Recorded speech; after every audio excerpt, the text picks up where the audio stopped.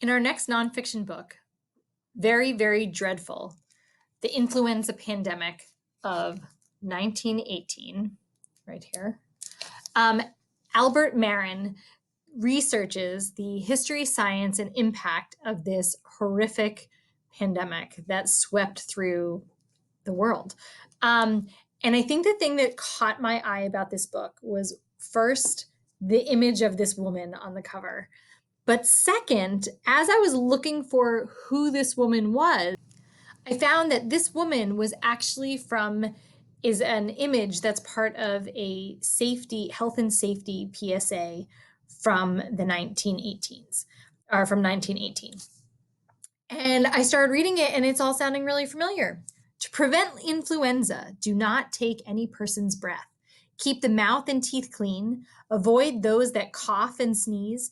Don't visit poorly ventilated places. Keep warm. Get fresh air and sunshine. Don't use common drinking cups or towels. Cover your mouth when you cough and sneeze. Avoid worry, fear, and fatigue. Stay at home if you have a cold. And in sick rooms, wear gauze masks like the illustration. And so I started looking through this book, and there's so many parts of this book that are just hitting me hard, because this is what we're doing right now.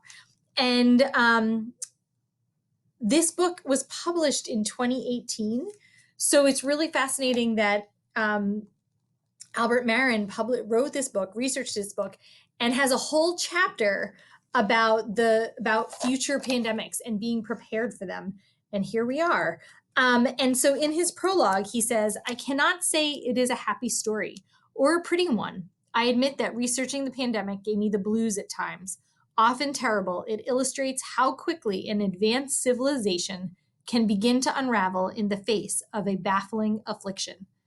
An old proverb says, 'Knowledge is power.' It is, and that is why I have written this book. We need to look backward so we can look forward. We must understand what happened a century ago so we can better face facts and better defend ourselves when the next pandemic strikes, as scientists believe it surely will."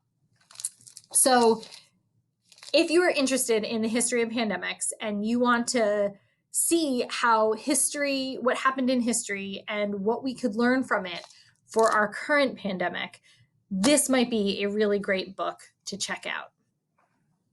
If you're more of somebody who likes to read fiction, historical fiction, to learn about the past, this book, A Death-Struck Year, is about a girl named Cleo it's 1918, and the Spanish flu is ravaging the East Coast. But she lives in Portland, Oregon, and so she feels like it's really far away. And then it gets closer to home, and it's reached Oregon, and she has theaters and schools and hospitals and churches and everything are starting to shut down.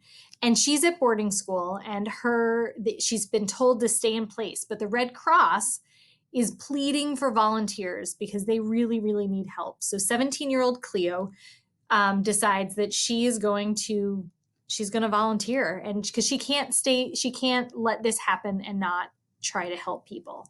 And so she risks her life helping strangers, and falls in love with this handsome doctor and or medical student, and realizing full well that the people that she's helping and the friends that she's making, and even this medical student that she gets to know, might not be here tomorrow.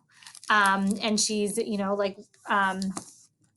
I think that it really speaks to all the people who are volunteering, and not even but like the medical workers, the frontline workers, who are putting themselves out there right now to save people and do the amazing work that they're doing, because we couldn't beat this without them. And so here, between these two books, you have the intersection, the fiction and the nonfiction of the Spanish flu. So if you are interested in either of them, or if you're interested in another book about pandemics, maybe not one of these, I'm happy to make a recommendation. I hope you are well and have a great day.